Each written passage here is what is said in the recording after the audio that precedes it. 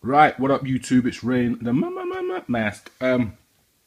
So I put up the video a few days ago, the unboxing, and a few people hollered at me and asked me like to do a review. So I'm going to try and do this in a different way, and I'm going to focus on the more important parts of the trainer and what people always ask about.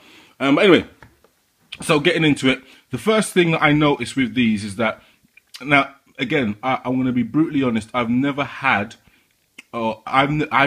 personally had a pair of 11 Concords in a box. I've had them before, but I've bought them in other boxes. You know, when someone's just selling them, but they've got them in a different box. So I don't know if this excitement here, when I say excitement, I mean the distance, the shape of the size of the box is right, because it just seems too big to me. But again, it doesn't matter because you're not buying the box, you know what I mean? And this is just to house the shoe.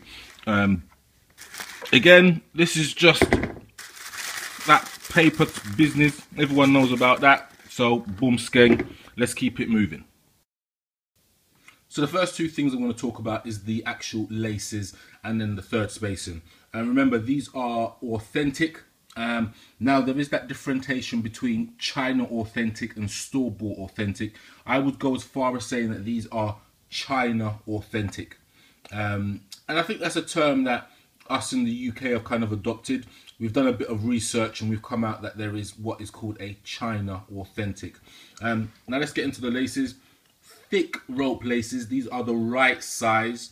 And they're actually thicker than the Bread 11s that I've got and the Gamma 11s. So quite, well, thick. Then you've got that third spacing. Now the third spacing is there, but it's almost like you have to adjust it.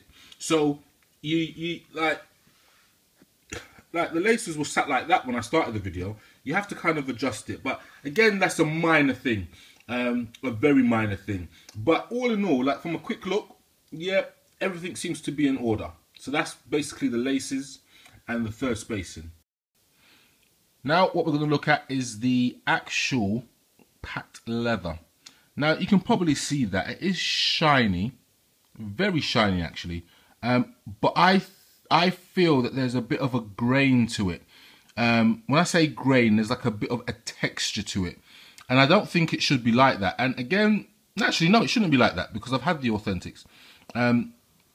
It shouldn't look like that. Again, it's one of those things that is not like, I don't know. A man would be able to look and say, oh, look, this, that, the other. But realistically, no. I think you're good with these. I really do think you're good with these. Hopefully the camera's picking it up. The packed leather to me is okay. There is that little, I think they call it a widow's peak. And I don't even know why they call it a widow's peak. Someone can inform me. But yeah, all good. I'm going to move on to the upper, which is that kind of meshy material. You can see that that's awesome. Perfect. And what I've seen over the years is that the uppers of the Authentics tend to yellow, or they just get dusty and they just turn off-white rather than a brilliant white. So if you do get these, look after them. Again, these are Authentics inverted commas. Right, now this is one of the major flaws on this, and this is what shows me or tells me that this isn't an authentic or a retail authentic. If you look carefully at the Jordan, it's like he's picking an apple or something like that, and his head looks a bit square. If that can you make that out? Head looks a bit square and looks like he's picking an apple. I dare say you could fix that. You could I probably could clip that off right now, but I'm not going to. Then moving round to the 23. What I would say, what I'm going to show, the 23 is fine as far as I'm concerned. Somebody may have gripes with it. The reason why it does look a bit off is because the actual, I don't know if you can make that out. That's perfect. That's why. So that's why it looks a bit off. Hopefully you can see that. But the 23, I'm going to pick up the other one. The 23 is fine, as far as I'm concerned. Is it a bit stretched out? Possibly. Will someone be able to tell?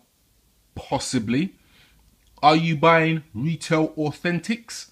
No. Are you going to complain about that? You shouldn't. But anyway, Anyway, yeah, so again, this is the other shoe. The head looks a bit square, but the Jumpman looks okay, and it does line up. It's supposed to line up with the 23, and it does do that. So all in all, that's all right. Going on to the actual sole of the trainer, like, there is nothing at all wrong with the sole. As far as I would be, like, there's nothing wrong with it. There's nothing wrong with it. There are a few really technical bits you could get into in regards to describing if the sole is authentic or not, but it doesn't bear any difference. It looks like the trainer. It's fine. The question will be, one, should it have that blue tint? Can you see that? And two, will they yellow? Well, questions for you. You lot tell me. Then moving swiftly on to the carbon fiber. The carbon fiber plate is in place and it is textured. Yeah, it is textured. It's not as textured. If anybody has the Bread 11s, the carbon fiber plate, you can't even see that well. Let me just try and get into some light. The carbon fiber plate on the Bread 11s is probably the best carbon fiber I've seen. As in best that I've seen, because on the Gamma 11s, it's almost a different kind of carbon fiber, if that makes sense. But these are all right. A man's not going to be that close to your trainer. It's just that the fact of you pay for authentics, but are you getting authentic quality? I don't know. Also, you can probably just make out there are a few kind of glue stains, probably easily removed. But again, these are supposed to be authentic. Supposed to be authentic. Now, right here, I'm going to talk to you about the actual midsole. The midsole on the Jordan 11s has got that textured kind of, it looks like thatched squares. It's got that in place, and you know what it is? It's got that little groove. Let me put these down. I'm going to change over to this one. Hopefully you can see, just here, there is that little groove, or what you call a definition. That's in there, because obviously on the super perfects and on the perfects, sometimes you don't get that. Sometimes you do, but sometimes you don't. But then you can see, perfectly done. I'm not going to say there's any issues with those. What I would say is that, and you know I go on about the cut of trainers. That's how I know when trainers are replicas or authentic. The cut of the trainer on this looks okay until you get to about here. You can start to see the peaks, or the widow's peaks, or the inaccuracies, so to speak.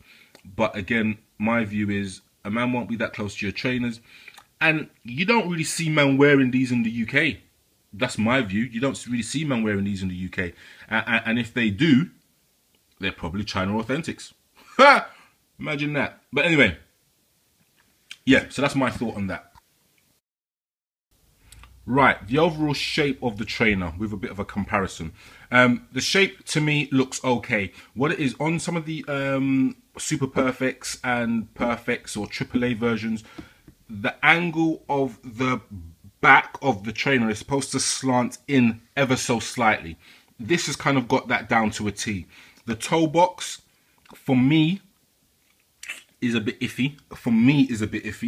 And the reason why I'm going to say that, I'm going to compare it to, voila, the Bread 11s. So first off, you can't really tell. It's just when you go in closer, I don't know if you can make out. One, the cut of the trainer here is a little bit lower. You can just make that out there, just a little bit lower. You can also tell the whole detail of the pat leather. It's just not as shiny. But everything else is in the right place, like the 1, 2, 3. 1, 2, 3. Probably a bit of a mad distance between there and there. But all in all, it's a good trainer. Is it authentic? No. I'm going to tell you that live right now. It's not an authentic trainer. Again, we in the UK have deemed it to be a China authentic. And there is a difference. There is a big difference. One thing I just want to show you quickly, if I get them both, is the actual backs. So you can see that on the 11, Bread 11, sorry. And if I compare it to the, not bad. And that's one of the major flaws that you see on these replicas, or whatever you want to call it. This is not as sharp as it should be, and it doesn't line up. But these are fine. The only thing is that the difference in height. so you can't even make it out. Sorry, I'm in bad light. But if you just have a look there, you can see the distance between the white part of the midsole to the top of the pat leather. And if I bring this one out, you can just see it's just a lot higher. But again, a very minor difference. If I was to rate these out of 10, I'd probably give them a 7.5. Would people know that they were replicas? Not sure. Some people would, some people wouldn't. But you know what I mean? This is my take on them. Other people have their own views and own videos and whatnot. But anyway, Rain the Mask giving you an in-depth review. Signing out.